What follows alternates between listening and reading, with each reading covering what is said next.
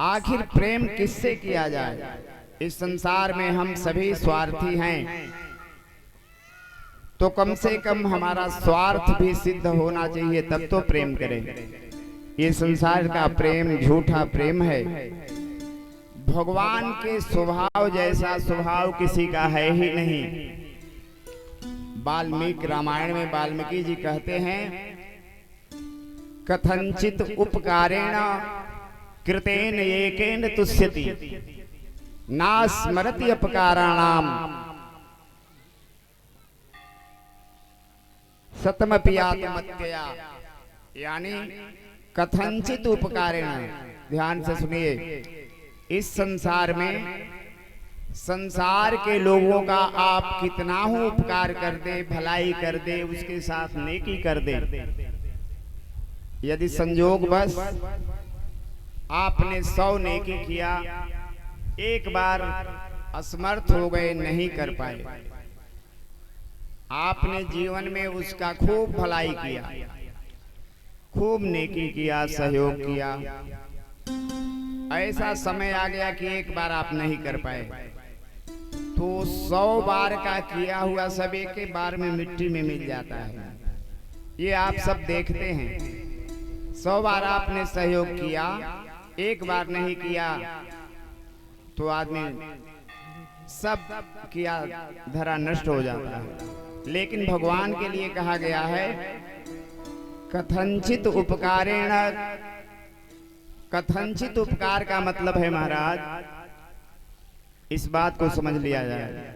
जैसे आप अपने खेत में पानी ले जा रहे हैं, हम लोग किसान हैं इसलिए उदाहरण दे रहा हूं। पाइप से आप अपने खेत में पानी ले जा रहे हो और बीच में दूसरे का खेत है,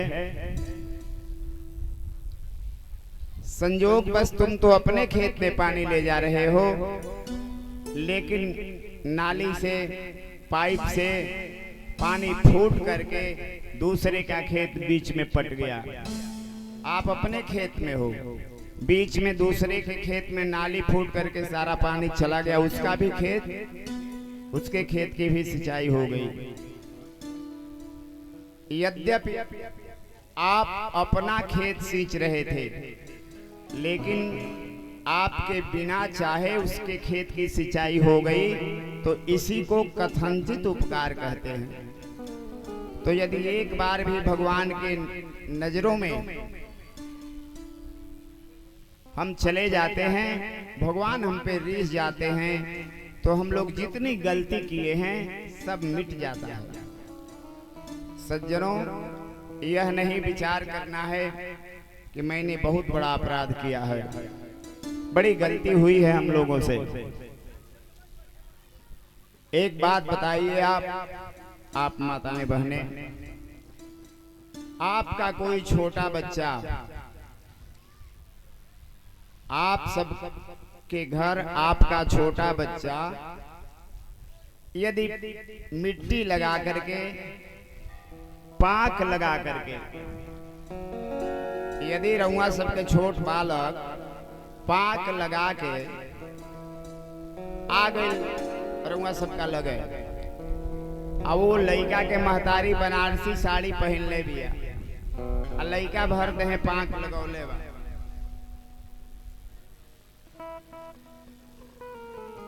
तो ये बताई, रउआ सबसे प्रश्न पूछा था नहीं, यदि रउआ बनारसी साड़ी पहन ले बानी, राउर छोट लइका शरीर में पूरा पाक लगा के रउआ लगे आ गए, तो रउआ वो लइका के ले जाके पहले चंपाकल पर हैंड पंप पर ओकरा के धोई, तब कोरा में ले कि ओकरा के उठा ले, का करब सब बताई?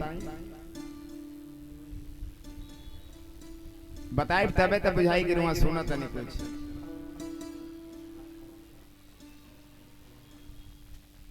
माताएं उस बच्चे को हैंड पंप पर नहीं ले जाएगी, तुरंत उठा के गोद में ले लेगी, चले बनारसी साड़ी हो चाहे कुछ भी हो, है कि नहीं? जब माता अपने बेटे को गोद में उठा लेगी, वो नहीं देखेगी मेरी साड़ी बिगड़ रही है कि क्या हो रहा है। वैसे ही सज्जनों, पाप रूपी, गलती रूपी पाक मिट्टी हम लोगों के शरीर में बहुत लगा है, लेकिन भगवान हमें छोड़ेंगे नहीं। जाना है केवल उनके तरफ, तुरंत उठा लेंगे गोद में।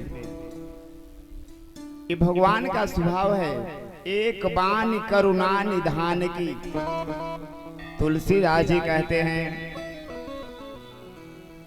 एक बानी करुणा निधान की, असो प्रिय जाके गति नयान की। ये हमारे राम जी का, हमारे कृष्ण भगवान का ये स्वभाव है, जो केवल उनके भरोसे रहता है उसकी रक्षा हर प्रकार से करते हैं। अब हमनी में वो गड़बड़ी बारहुआ सब खिसियाए जन, रोज फूल डाली लेके पूजा होता, लेकिन एक जगह दिमाग टिकत नहीं थे, विश्वास नहीं थे। कभी हेमराज बाबा के मंदिर में, कभी ठाकुर जी के मंदिर में, कभी दुर्गा जी के मंदिर में, कभी हनुमान जी के मंदिर में। अरे किसी भी देवता में उतना सामर्थ्य है कि आपकी मनोकामना पूर्ण हो जाएगी। पहले आप अपने मन को तो एक जगह करिए, पूजा सबका करिए, लेकिन अपना इष्ट एक बनाइए। देखिए क्या क्या एक होना चाहिए। अपना इष्ट एक बनाइए, अपना गुरु एक बनाइए, अपना पति एक रखिए। ये सब शास्त्रों का आदेश है। बोलिए भक्तवत्सल भगवान की।